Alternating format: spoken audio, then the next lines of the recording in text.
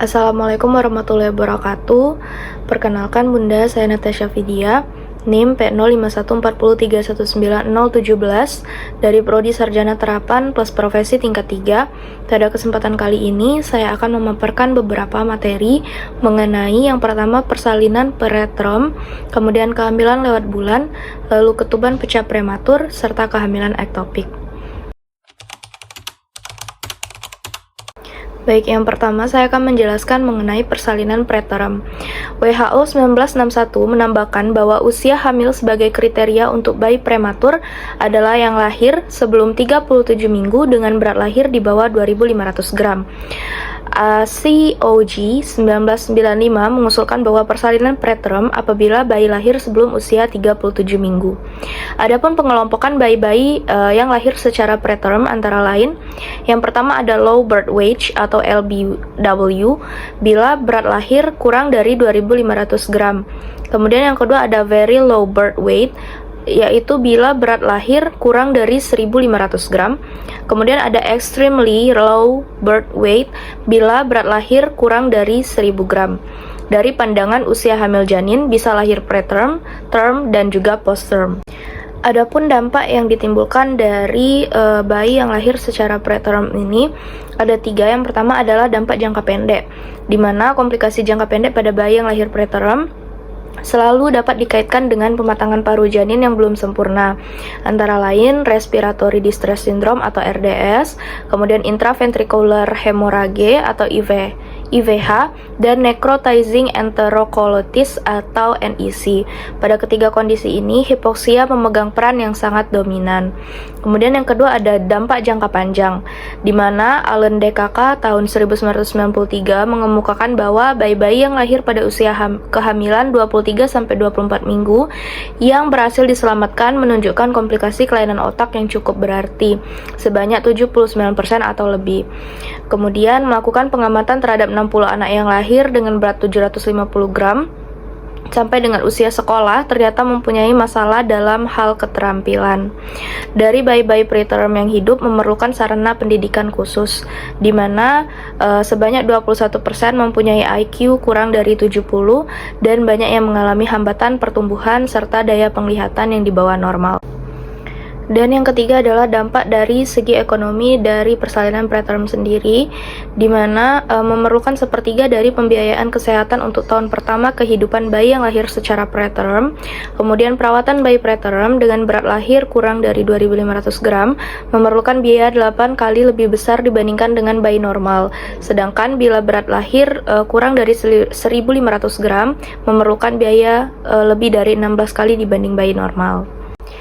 Adapun penyebab dari persalinan preterm ini ada beberapa faktor, diantaranya yang pertama adalah komplikasi medis maupun obstetrik, di mana kurang lebih sepertiga dari kejadian persalinan preterm disebabkan oleh hal-hal yang berkaitan dengan komplikasi medis ataupun obstetrik tertentu, misalnya pada kasus-kasus perdarahan antepartum ataupun hipertensi dalam kehamilan yang sebagian besar memerlukan tindakan terminasi saat kehamilan preterm. Yang kedua adalah faktor gaya hidup, meliputi kebiasaan merokok, kenaikan berat badan ibu selama hamil yang kurang, kemudian serta penyalahgunaan obat-obatan dan alkohol juga merupakan faktor yang berkaitan dengan gaya hidup seseorang yang bisa dihubungkan dengan persalinan preterm. Sedangkan yang ketiga adalah infeksi saluran air ketuban pada janin.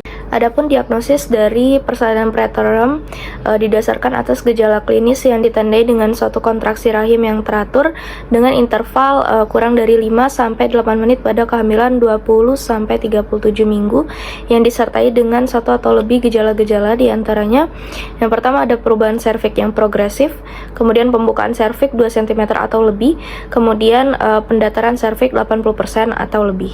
Adapun pengelolaan persalinan preterm dengan ketuban yang masih intak diantaranya adalah yang pertama menunda persalinan dengan tirabaring dan pemberian obat-obatan tokolitik, kemudian memberikan obat-obat untuk memacu pematangan paru janin, memberikan obat-obat antibiotika untuk mencegah risiko terjadinya infeksi perinatal, Kemudian merencanakan cara persalinan preterm yang aman dan dengan trauma yang sangat minimal. Kemudian mempersiapkan perawatan neonatal dini yang intensif untuk bayi-bayi yang prematur.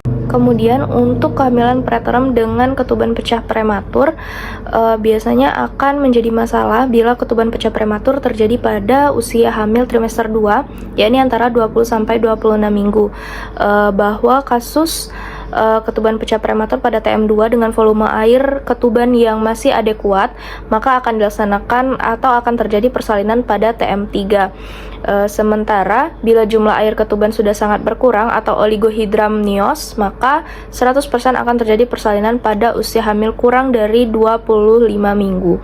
Risiko yang dapat terjadi apabila hal ini terjadi adalah janin terinfeksi intrauterin, hipoplasia paru, dan deformitas akibat adanya penekanan. Selanjutnya adalah materi tentang kehamilan lewat bulan, di mana kehamilan lewat bulan ini sering disebut juga dengan kehamilan serotenus.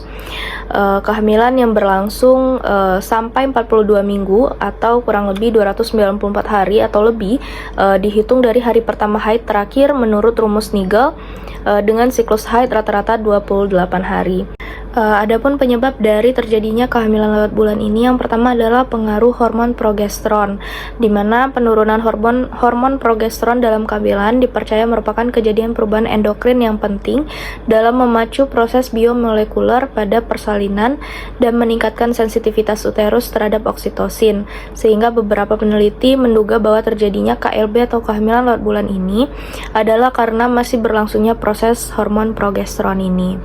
Kemudian yang kedua adalah teori oksitosin, di mana pemakaian oksitosin untuk induksi persalinan pada KLB memberi kesan atau dipercaya bahwa oksitosin secara fisiologis memegang peranan penting dalam menimbulkan persalinan dan pelepasan oksitosin dari neurohipofisis wanita hamil yang kurang pada usia kehamilan lanjut diduga sebagai salah satu faktor penyebab terjadinya KLB ini.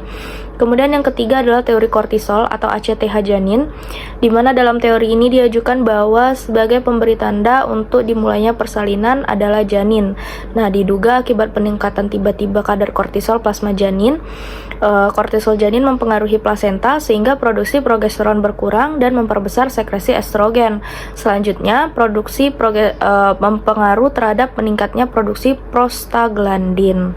Kemudian ada syaraf uterus, di mana tekanan pada ganglion cervicalis dari plexus Frankenhauser akan membangkitkan kontraksi uterus pada keadaan di mana tidak ada tekanan pada plexus ini, seperti pada kelainan letak, tali pusat pendek, dan bagian bawah masih tinggi. Kesemuanya diduga sebagai penyebab terjadinya KLB ini.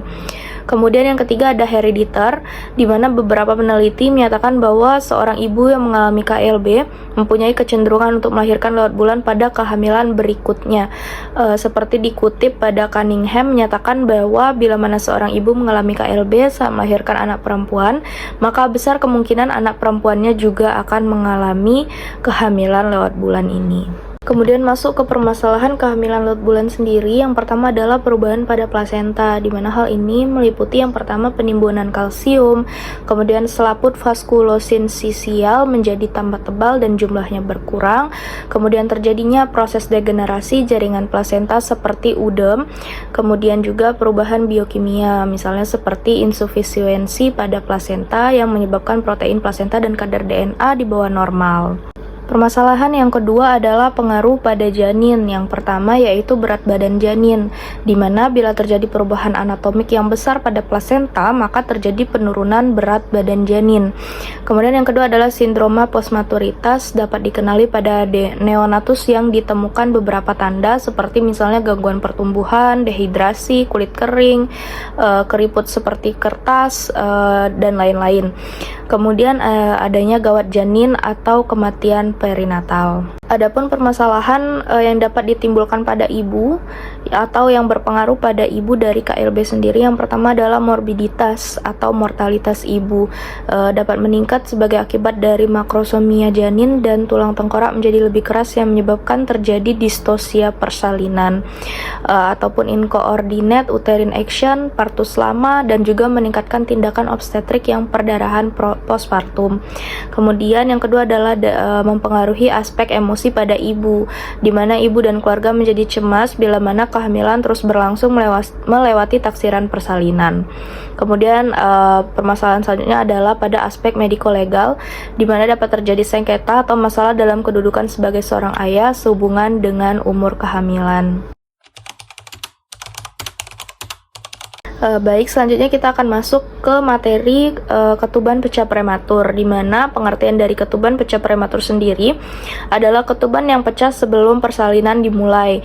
Nah, apabila terjadi sebelum kehamilan aterem, maka lebih banyak masalah yang ditimbulkan daripada bila terjadi pada saat kehamilan aterem. Masalah-masalah tersebut misalnya seperti persalinan preterem, chorioamnionitis, kemudian juga sepsis pada janin. Adapun anamnesis dari ketuban pecah prematur adalah pasien mengeluh keluar air dari vagina yang bisa berlangsung secara tiba-tiba. Kemudian diagnosis dari ketuban pecah prematur adalah apabila ada keluhan ketuban pecah dalam kehamilan, maka harus dilakukan pemeriksaan untuk membuktikan bahwa memang benar yang mengalir keluar tersebut adalah air ketuban. Beberapa cara untuk membuktikan air ketubannya yaitu dengan pemeriksaan in speculo tanpa air ketuban mengalir dari ostium, dengan mengukur pH cairan vagina menggunakan kertas lakmus merah yang akan menjadi biru, atau pemeriksaan mikroskopis. Kemudian untuk penata laksanaan dari ketuban pecah prematur ini adalah jangan melakukan periksa dalam atau PD bila belum ada rencana untuk mengakhiri persalinan.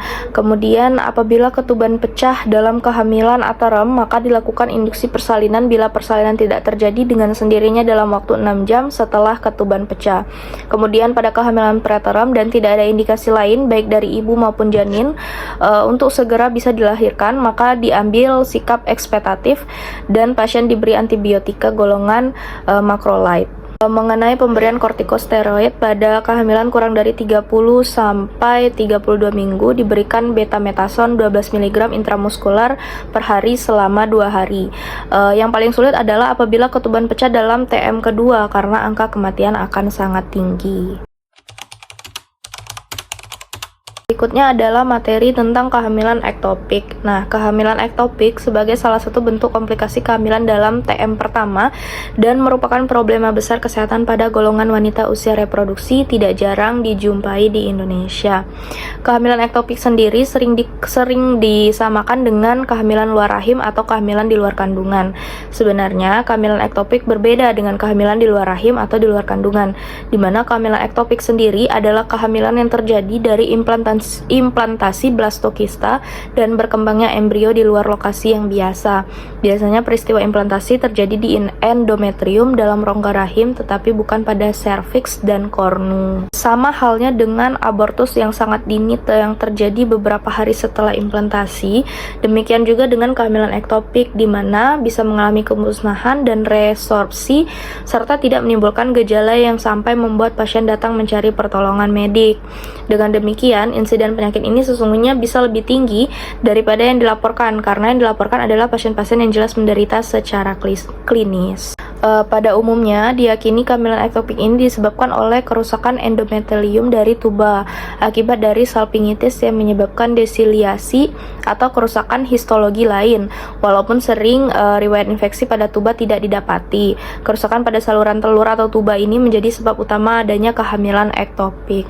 Kemudian kerusakan pada saluran telur dapat terjadi sebagai akibat dari peradangan infeksi atau pembedahan, lalu di vertikal pada tuba bisa menyebabkan blastokista terperangkap atau transportasinya terhalang. Nah, adapun faktor risiko dari terjadinya kehamilan ektopik ini, yang pertama adalah pernah mengalami kehamilan ektopik sebelumnya, kemudian adanya pembedahan pada saluran telur atau sterilisasi, lalu proses patologi pada tuba jelas, kemudian pemaparan oleh atau terkena pengaruh DES dalam kehidupan intrauterin, kemudian pemakaian alat kontrasepsi dalam rahim, pernah terkena infeksi genitalia atau pelvis, kemudian adanya infertilitas, mitra kencan lebih daripada seorang, kemudian pernah mengalami pembedahan dalam pelvis atau abdomen, kemudian merokok, pembilasan vagina, atau melakukan hubungan seksual pada usia yang dini. Nah, sedangkan patologi dari terjadinya kehamilan ektopik ini adalah yang pertama, setelah terjadi implantasi pada mukosa tuba, trofoblast dengan cepat menerobos lamina propria dan otot-otot polos saluran telur.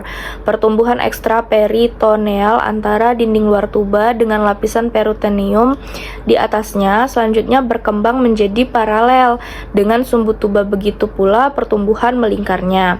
Robekan pada tuba menyebabkan peritoneum yang mengelilingi tuba juga ikut robek.